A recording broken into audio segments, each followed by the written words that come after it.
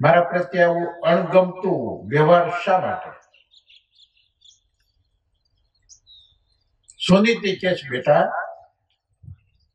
તારા પિતાએ મોઢું ફેરવી લીધું, પણ પરમ પિતા પરમાત્મા છે ને, એ તને ગોદમાં બેસ્યા છે, એ તને ખોળામાં બેસ્યા છે.